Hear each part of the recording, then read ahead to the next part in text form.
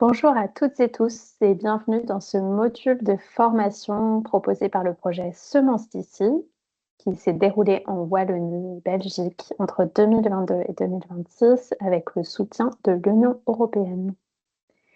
Ce module de formation va parler de la filière des semences pour le maraîchage biologique et en particulier des barrières et des stratégies pour pérenniser l'adoption, la production et la commercialisation de nouvelles variétés dans ce secteur du maraîchage bio. C'est un module de formation qui a été préparé par Manon Ferdinand et moi-même au sein de l'équipe Citra qui travaille à l'étude de la transition des systèmes agricoles et alimentaires vers plus de durabilité. Ce module de formation reprend 3 grands axes. D'abord, le contexte de la filière, donc de quelles semences parle-t-on pour le maraîchage biologique? Comment s'organisent les systèmes semenciers qui approvisionnent ce maraîchage bio? Et quels sont les besoins de la filière? Deuxièmement, nous allons parler des barrières à l'introduction de variétés population, à leur adoption, à leur distribution. D'abord chez les maraîchers, chez les multiplicateurs et dans les entreprises semencières, ainsi que de manière transversale dans l'ensemble de la filière. Enfin, nous présenterons des réponses opérationnelles et des leviers stratégiques qui visent à plus de viabilité, plus de résilience, plus de valeur ajoutée de la filière.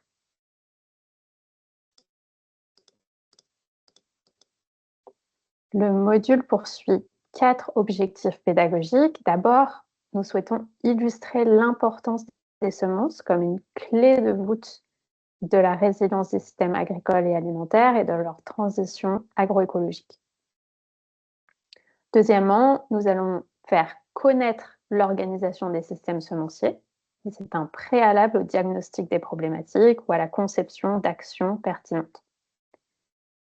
Troisièmement, nous allons expliquer les enjeux rencontrés aux différents maillons de la filière, ceci dans la perspective de conditions équitables pour tous. Et enfin, le module cherche à transmettre une approche systémique qui observe les interactions entre les maillons et analyse la mise en œuvre de la filière par rapport à sa finalité dans une recherche de cohérence.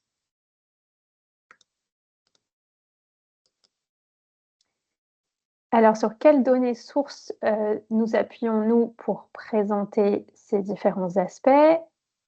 Tout d'abord, 2 enquêtes préalables qui ont été réalisées auprès de maraîchers acheteurs de semences dans les Alpes-Maritimes en 2019 et en Wallonie en 2021. 2 enquêtes qui ont été développées par l'équipe Citra. Et deuxièmement, une double collecte de données qui a été réalisée dans le cadre du projet Semences d'ici, avec d'une part des entretiens auprès d'entreprises semencières et une enquête en ligne auprès de multiplicateurs et multiplicatrices. Quel est le contexte alors de cette filière? Donc, nous parlons ici de semences et en particulier, nous allons parler de choix semenciers et variétaux. Nous parlons des semences au sein des fermes, au sein du système agricole. On parle donc de biodiversité cultivée qui est parallèle à la biodiversité sauvage. Quels sont les effets de différents choix semenciers et variétaux? Eh bien, selon les semences que l'on choisit, que l'on utilise, cela va avoir différentes conséquences au niveau du système agricole. D'abord, on aura différents besoins en engrais et différents besoins en pesticides pour assurer une résistance aux maladies. Il peut y avoir des différences de rendement. On verra des conséquences d'un point de vue de l'autonomie semencière. Est-ce que les semences sont produites localement? Est-ce qu'elles sont reproductibles? Quel est le degré de compétence pour obtenir ces semences? On verra un effet en termes de biodiversité cultivée. Quel est le degré de biodiversité dans les champs, dans les exploitations, dans les régions, dans un pays?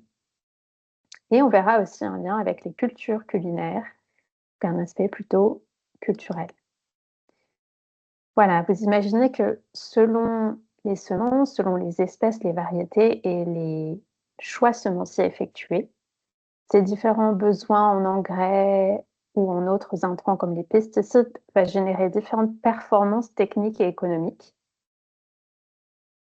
On va utiliser différents intrants, on obtient obtiendra différents résultats et cela coûtera plus ou moins cher. On aura des différences en termes de durabilité, quels sont les types d'impacts environnementaux ou sociaux qu'on obtient et à quel degré. Et quelle est la résilience du système? Est-ce qu'il est capable de se maintenir par lui-même, de se pérenniser? Et enfin, on aura des différences en termes de paysage, de qualité de vie, de contexte culturel. Voilà, c'est tout ça qui amène à dire que les semences sont une clé de voûte des systèmes agroécologiques.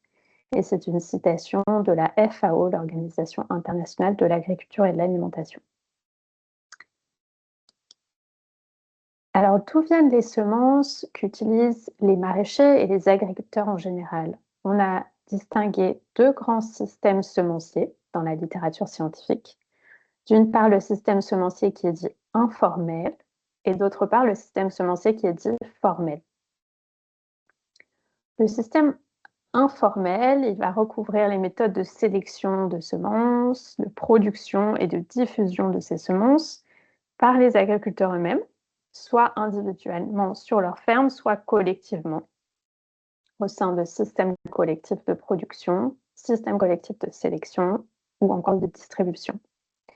Le système semencier informel, c'est ce qui a existé depuis les débuts de l'agriculture et c'est pourquoi il est aussi appelé système semencier traditionnel ou encore local ou encore paysan puisqu'il met au cœur de la pratique variétale les agriculteurs eux-mêmes. Ce système semencier informel, il coexiste aujourd'hui avec un système semencier formel qui est émergé au début du XXe siècle avec une spécialisation de la production et de la sélection de semences.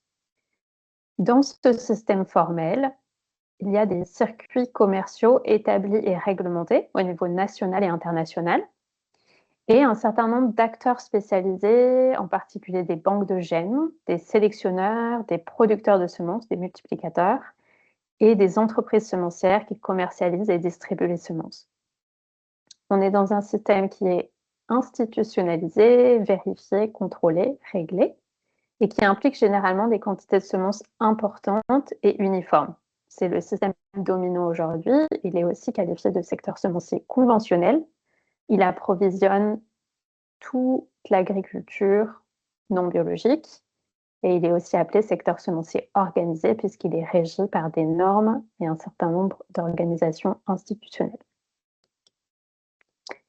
Ces deux systèmes, comme je vous l'ai dit, coexistent dans ce qu'on appelle un système de semencier diversifié.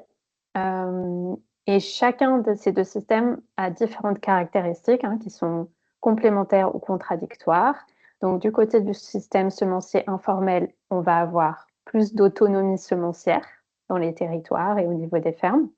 On va avoir un développement de compétences qui vont se répartir.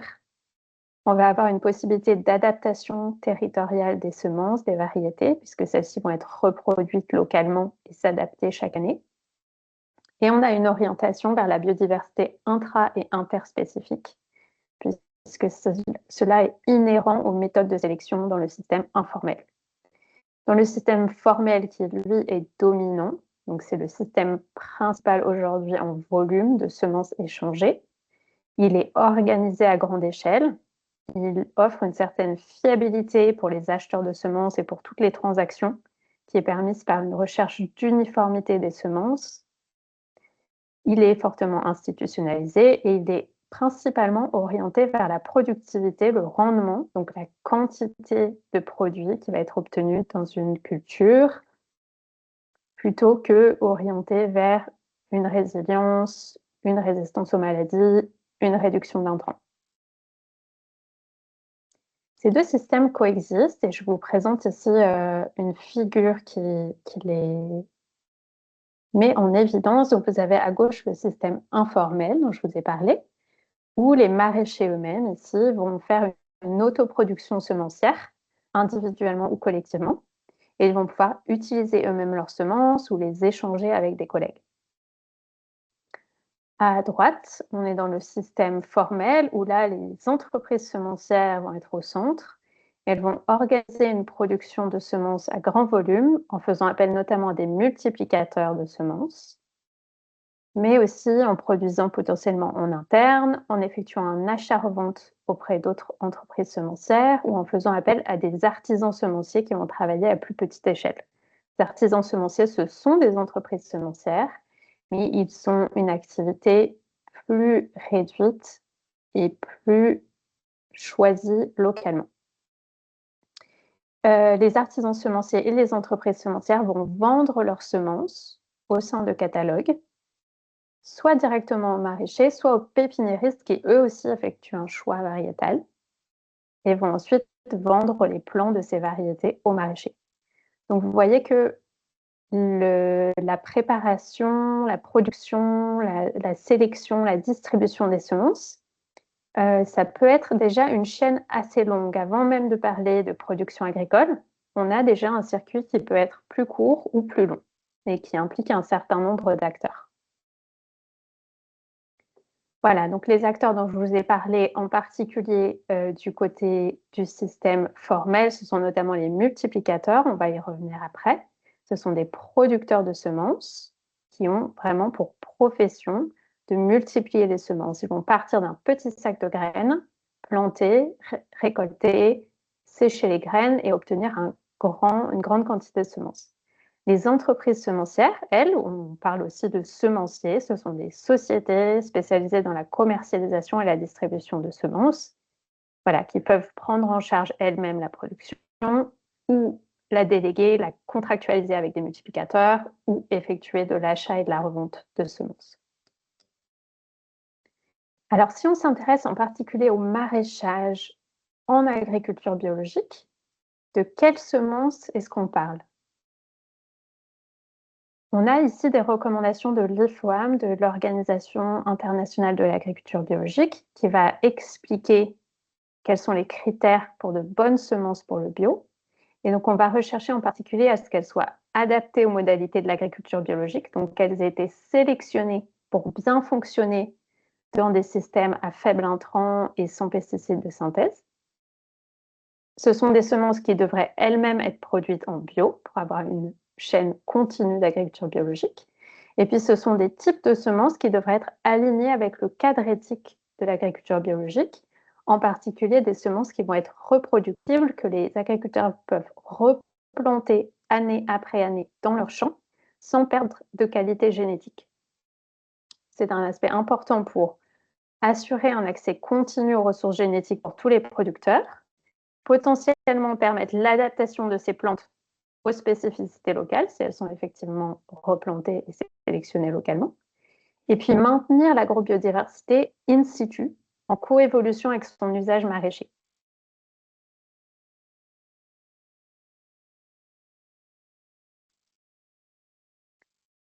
Alors, quel est le statut actuel de ces semences biologiques dont on a besoin en agriculture bio? Eh bien, malheureusement, la production de semences biologiques est encore insuffisante en Europe, même si elle est en forte croissance, à la fois en termes de quantité et en termes de qualité. Je vous invite à consulter les livrables des projets européens LiveSeed et LiveSeeding, qui ont analysé les productions et les besoins en semences biologiques et créé des scénarios et des recommandations pour le développement de la production.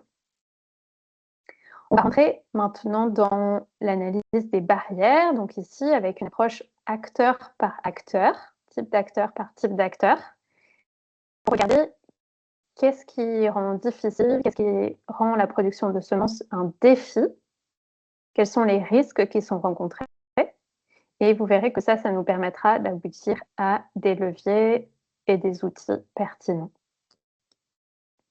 Alors d'abord, si on parle du maraîchage, donc de l'agriculteur maraîcher qui va potentiellement acheter des semences, en tout cas acquérir des semences, les planter pour produire ses légumes et pouvoir les vendre.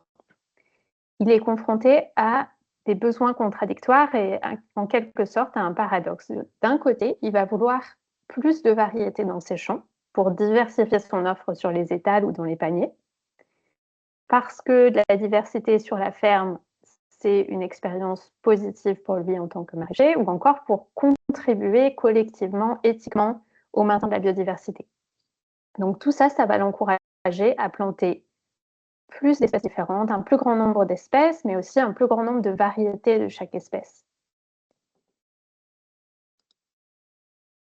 D'un autre côté, le maraîcher va être confronté à différents facteurs qui l'encouragent à planter moins de variétés. Donc, d'une part, ça va être pour limiter la complexité, pour rechercher l'efficacité, la simplicité. D'autre part, en ayant moins de variétés, ils peuvent acquérir les connaissances plus vite pour bien maîtriser le protocole de production de ces variétés. Et puis, pour rencontrer, voire développer des habitudes de consommateurs avec des variétés, des espèces, des variétés qui sont connues et appréciées. Voilà, donc finalement, le maraîcher est confronté à ce paradoxe et va chercher un optimum de diversité variétale qui est lui-même lié à son degré d'expérience, à son degré de ressources financières, au type de ferme dans lequel il est, à la fertilité des sols, à plein de facteurs, à ces types de commercialisation, etc. Et va chercher un optimum variétal. Ça influence son ouverture à pouvoir prendre sur sa ferme une variété qu'il ne produisait pas encore. Voilà, alors on a développé dans les Alpes-Maritimes une étude spécifique sur les freins qui sont rencontrés à l'adoption des variétés biologiques et reproductibles chez les maraîchers. Et on a retrouvé jusqu'à 11 freins que je vais vous présenter juste après. Ils sont de différents types. Il y a des freins organisationnels, techniques et économiques, cognitifs ou encore en termes de connaissances. Et vous verrez que ceux-ci interagissent d'une manière systémique. Donc d'abord, au niveau des maraîchers eux-mêmes, on rencontre une forte pression financière pour rentabiliser l'activité. Le coût d'investissement, le coût d'installation sont relativement élevés. Et donc ensuite, il y a une pression sur la production qui va venir influencer les choix variétaux. Une autre limite, ça peut être la difficulté d'accès, donc de ne pas retrouver dans les catalogues ou dans le réseau des variétés adaptées au bio suffisamment performantes et qui conviennent à leur modèle. Ça peut aussi être un manque de temps pour innover. Comment est-ce qu'on teste de nouvelles variétés? Comment est-ce qu'on met en œuvre un processus de sélection? Tout changement va impliquer du temps disponible et ce temps peut manquer. Quatrièmement, en lien avec la forte pression financière, les maraîchers peuvent chercher une logique d'assurance risque, donc de se tourner vers des variétés qu'ils connaissent ou qui ont très peu de variabilité et donc souvent des graines non reproductibles. Voilà. Au niveau du marché semencier, un problème peut être aussi le manque d'informations dans les catalogues de vente, avec des inégalités potentiellement justement entre les espèces, les variétés qui sont très connues, très caractérisées, et d'autres qui sont plus nouvelles, plus confidentielles, plus locales, qui vont avoir des caractéristiques moins connues. Donc ça peut influencer le fait que les producteurs maraîchers accèdent à suffisamment d'informations pour avoir confiance dans se lancer dans cette production. Il y a un effet de l'historique de l'amélioration variétale, puisqu'il y a une avance, un effort d'investissement, de sélection qui a été fait de manière très forte envers les hybrides F1 notamment et autres plantes non reproductibles, alors que les variétés populations ont plutôt un retard de sélection puisqu'il y a eu moins d'investissements publics et privés dans ces variétés-là. Au niveau du conseil agricole, eh bien, malheureusement, on peut rencontrer des ressources limitées qui vont, encore une fois, orienter les conseillers agricoles vers de la simplicité, de la fiabilité, ce qui est déjà connu, ce qui est simple. Et ça, c'est à la fois en termes de conseils, mais aussi en termes d'essais ou de diffusion d'informations. Donc ça va encourager à maintenir les mêmes variétés, pas spécialement reproductibles, mais qui sont faciles à trouver dans les catalogues. Voilà, et puis il peut y avoir aussi une omniprésence, plutôt au niveau culturel, du critère de fiabilité et de productivité. Donc le fait que ça, ce seraient les critères principaux, essentiels pour choisir quelle variété il faut planter, amène les conseils agricoles à effectuer ce type de recommandations, alors qu'en agriculture biologique, on peut aussi avoir vraiment un axe de durabilité, de faible intrant, de résilience, etc. Voilà. Enfin, au niveau de l'éducation et de la formation agricole, on constate qu'il y a encore beaucoup de manques en termes de formation sur les choix variétaux et les différentes possibilités de sélection variétale, que ce soit au sein du système formel ou informel. Voilà, vous voyez que à toutes les échelles, à tous les niveaux, il y a des facteurs qui vont un peu freiner l'adoption de variétés population biologiques adaptées. Et ici, je vous montre simplement cette figure pour vous montrer comment ces différents facteurs, ces différents freins sont interreliés. Et cette interreliance, c'est ça qui va venir créer un verrouillage. C'est particulièrement difficile de changer de système, d'adopter de nouvelles variétés, de passer vers des variétés adaptées au bio, puisque il y a beaucoup de facteurs qui convergent vers la continuité des systèmes dominants. Voilà, je continue avec l'étape de multiplication de semences. Donc, on a parlé jusqu'alors des maraîchers qui vont planter des graines pour obtenir des légumes. On parle maintenant de multiplication de semences. Donc ici, on va planter des graines pour obtenir d'autres graines. On va planter un petit nombre de graines pour obtenir un gros lot. Et c'est ça que le multiplicateur va vendre à une entreprise semencière. Donc, on a plusieurs enquêtes qui ont été réalisées auprès de producteurs de semences, auprès de multiplicateurs. Et ce que je voudrais vous montrer ici, c'est la diversité des modèles technico-économiques. Donc, tout d'abord, une distinction qu'on a observée, c'est d'avoir d'une part des multiplicateurs spécialisés et d'autre part des maraîchers multiplicateurs, donc des maraîchers qui vont inclure sur leur activité de maraîchage la multiplication d'un certain nombre de semences.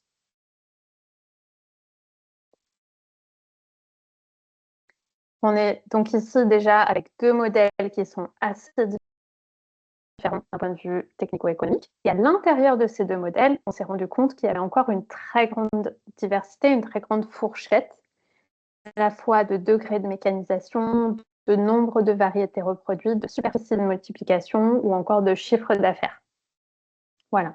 Donc ça veut dire qu'on ne peut pas parler ici des barrières à la multiplication de manière homogène. Il faut aussi aller regarder qu'est-ce qui se passe en fait chez les petits, moyens ou grands multiplicateurs, à quels freins eux est-ce qu'ils sont rencontrés, à quoi est-ce qu'ils contribuent dans le système. Voilà, donc on a interrogé ces mêmes multiplicateurs sur leur perception de la pérennité de leur activité de multiplication, que ce soit leur activité principale ou secondaire. Et vous voyez ici à droite à peu près une distribution à moitié entre des multiplicateurs qui vont juger leur activité résiliente ou très résiliente, et puis une autre moitié qui va la juger fragile, voire très fragile. Donc ça, c'est quand même interrogeant de voir que la part de fragilité est quand même très, très, très élevée. Voilà, donc on constate du coup de fortes inégalités de résilience dans cette activité de multiplication, avec plus de fragilité dans les modèles à petite échelle. Et vous verrez que cela se traduit par différents types de risques. Cela est associé à différents types de risques. Voilà.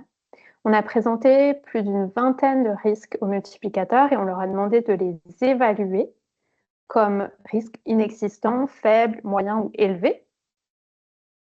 Et on a constaté que les principaux risques sont liés au marché et à la production.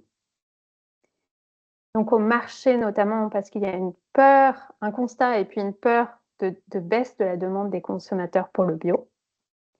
Et d'un point de vue de la production, une variabilité liée aux conditions météorologiques, mais aussi aux difficultés techniques de la production de semences. Donc l'activité de multiplication, c'est une activité à force d'aléas, qui fait face à beaucoup d'aléas de production et potentiellement de marché. Ça va venir influencer quel levier est-ce qu'on peut proposer pour mieux soutenir les multiplicateurs et assurer une bonne résilience de l'activité de multiplication, assurer qu'il y a une continuité dans la production de semences sur nos territoires. Voilà.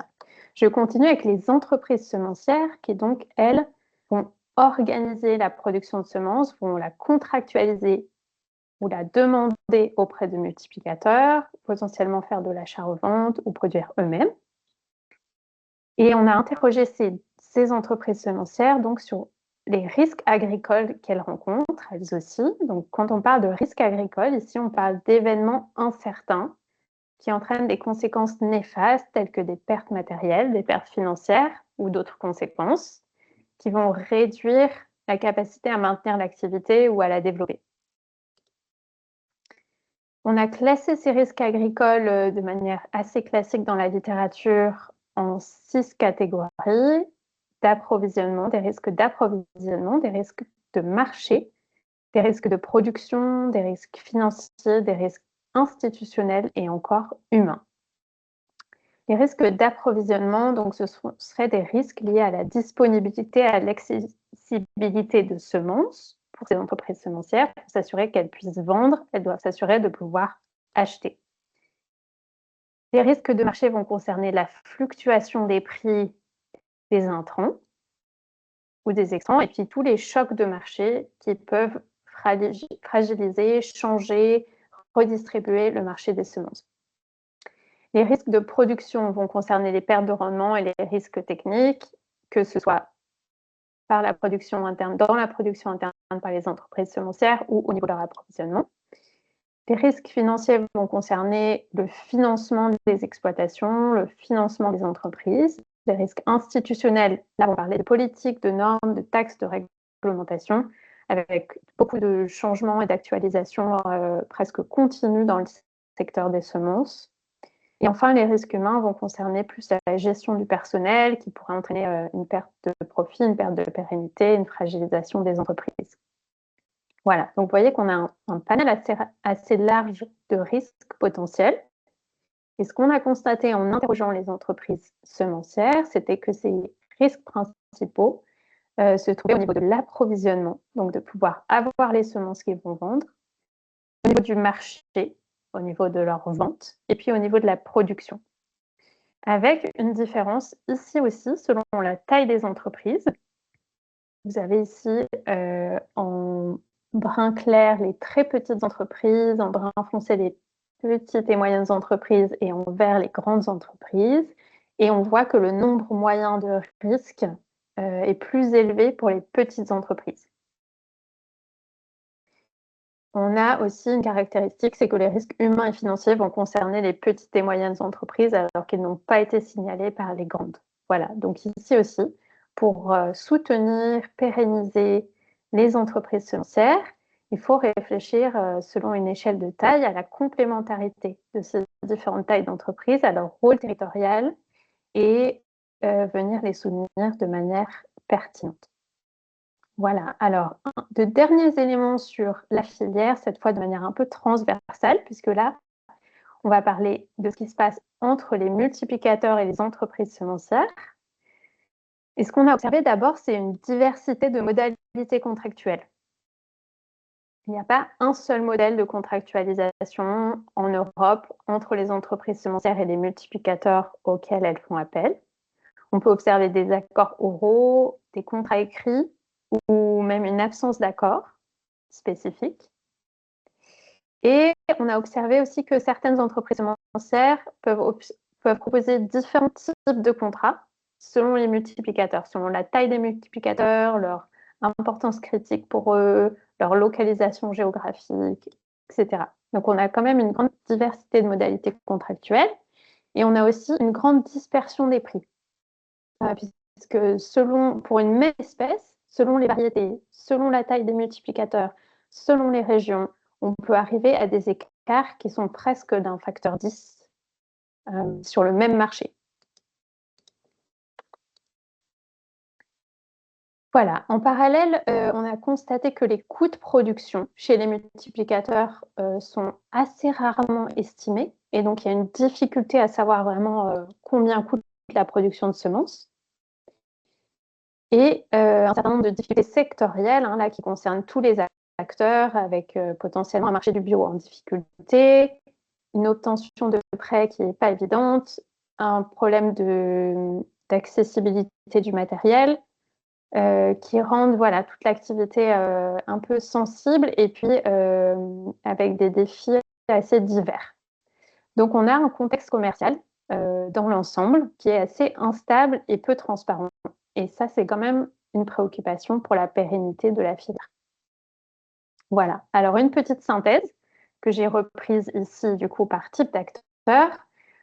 Ce sont des choses qu'on a vues, du coup, dans le module. Je vous les reprends ici. Donc, chez les multiplicateurs, on a observé une activité à forte technicité et à haut risque de perte, une diversité des modèles technico-économiques, avec une fragilité perçue des petits multiplicateurs, et on a peu d'assurance, une contractualisation assez variable. Chez les entreprises semencières, on a observé que le risque principal, la préoccupation principale, c'est la fragilité de l'approvisionnement en semences. On a observé une influence de la taille des entreprises avec certains risques qui concernent surtout les petites et moyennes entreprises. Et puis, on a observé cette grande dispersion des prix, donc un marché assez hétéroclite.